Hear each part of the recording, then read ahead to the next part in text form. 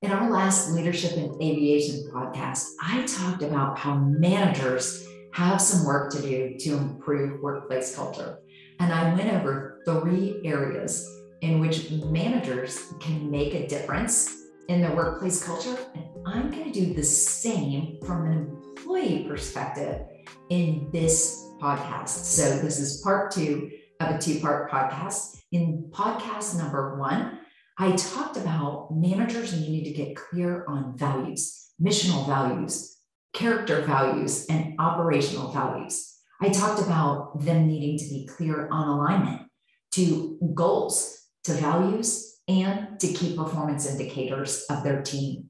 And finally, I talked about getting clear on communications with the way that they lead, with the management team, and with customers to protect workplace culture for the employees.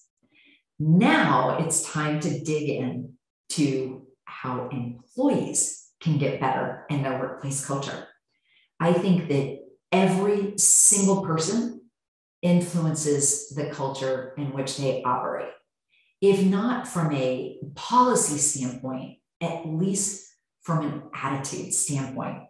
So you'll hear me say that over and over again. It's a core belief of mine that everyone in an organization influences its culture. So even if you're a new hire or you're just thinking about joining a team, you have influence over that culture. Don't let anybody tell you otherwise.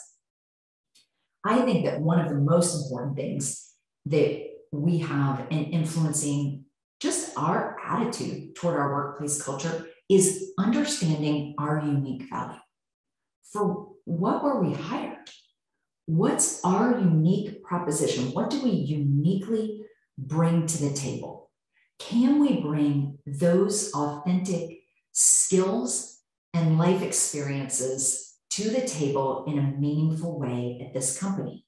And if we aren't clear about that, perhaps it's on us as an employee to do some soul searching in that area and then to ask our manager that question. When we concluded a workplace culture survey in the aviation space recently, one of the things that we noted is that people are passionate about being in aviation and about their job in aviation. The second is that they're really clear about their value to the organization, and they're clear about their responsibilities. Where there's some lack of clarity is in career growth possibilities, the opportunity to be paid more, and access to professional development or mentoring. And I think that's where some of what I'm talking about today will come into play. So I think first, you need to understand your value and what you uniquely bring to the table. Second, I believe that you should ask for clarity. If you don't know what your value is to the organization, ask. If you don't know what your unique value is to the organization, you feel like just a number, ask. I mean, both of those things are important. And then I believe that you can ask your supervisor the following questions that may help give you even more clarity. First is, how will I know I am doing a good job? Is there a review process? Are there questions that I could be asking myself on a monthly basis to know that I'm progressing in my job, that I'm growing, that I'm learning, that I'm getting better, that I'm offering more value to the company? Maybe ask your supervisor, where do you see me a year from now? To what point should I be growing? Or what skills should I be developing to get to that place? Where do you see me 5 years from now? If the answer isn't here, then what skills do you need to learn in this particular place to move to another department in this company or another job perhaps in another company? What do you need to do to get there? This is where you have to do the hard work. And apparently, I'm notorious for asking hard questions and not letting people get away with things. So I'm going to ask you that question again. What do you need to do to get to where you see yourself a year from now, or 5 years from now, or where perhaps your supervisor sees you a year from now, or 5 years from now? And then, are you willing to do that? And if you're not, why not? So the first area that we need to look is understanding our unique value.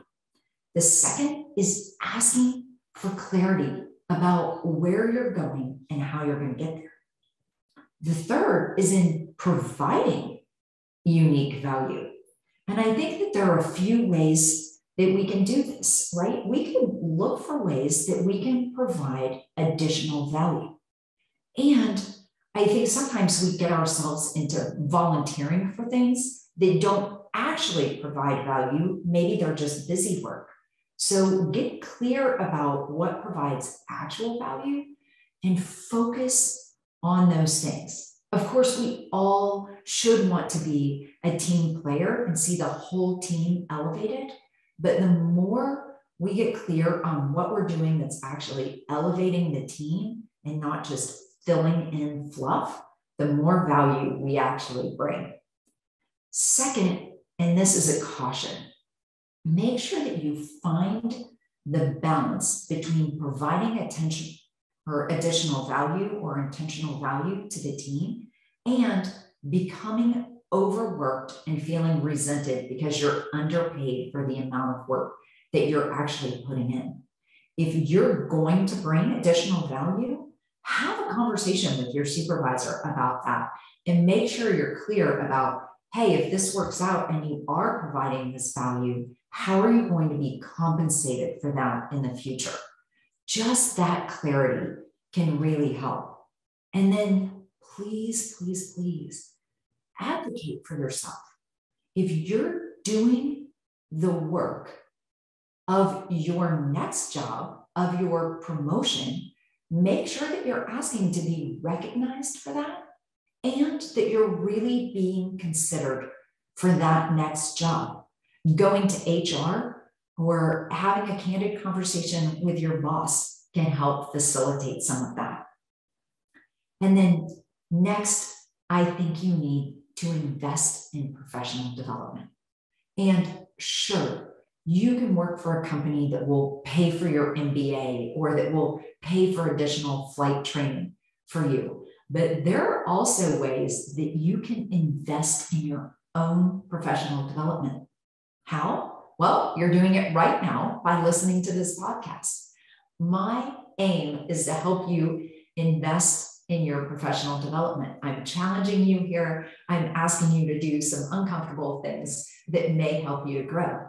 You can also listen to other leadership podcasts or YouTube videos that will help you grow in your aviation related skills. You can read books. You know, there are these things called public libraries. You can check out leadership books. You can watch videos about professional development. There are lots of resources for free online. You can get into a peer group, a networking group, perhaps with people in other companies that may have similar challenges to you, and you can encourage each other to do more or to grow in a new and more challenging way. You can go to conferences, and I would encourage you, I know I get into the bad habit too. When I go to conferences, I connect with my friends, but sometimes there are sessions that we should listen to that can spur us on to some new skills or some new ways of thinking about things. There was a huge gap in our survey in the number of people who felt like they mentored someone else and the people who felt like they were mentored. So interesting there, I think perhaps we're not seeing the informal mentoring as mentoring. And I would encourage you to look for that. One of the ways that I'm mentored now is in peer-to-peer mentoring. So I get into a group of people who have different skills than I do or different backgrounds than I do, and we learn from each other. We teach one another and we're mentored by one another. If I don't know something about a particular topic, I'm going to go find someone who can teach me more about that. That's mentoring, and you have a lot of it at your fingertips.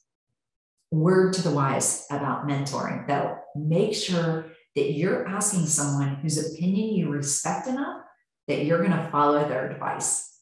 Because if you ask for someone to mentor you or to give you advice in a certain area, and then you dismiss it or don't even thank them for that, don't follow up, you're kind of creating some bad karma, or perhaps even burning a bridge with that person. So be wise about who you ask to mentor you, but then count all of those informal mentoring relationships for what they are and value them accordingly.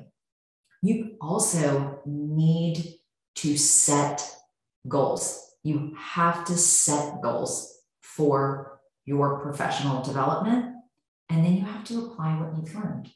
So going back, you need to understand your unique value.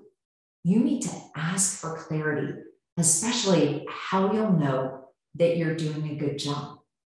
You need to figure out ways to provide additional value without compromising your work-life balance. And then you need to invest in professional development. All of these things can be done at a low cost with just a little bit of concentrated effort. I hope this has been valuable to you. I hope that I've challenged you in some way in your leadership of yourself, and that you can take that into leadership in the industry. I think that you can make a difference because every person influences the culture in the organization in which they work or volunteer. I hope this podcast has been helpful for you today. I would love for you to share it with others and follow us at the Aviation Collective on social media. You can see all of those social buttons here. You can listen to this podcast on YouTube. You can also listen to it on all of the podcast platforms. It really helps if you give it a review. And so I'd love for you to do that as well. If you're interested in more information about workplace culture, please visit my website at theaviationcollective.com and download our most recent resources.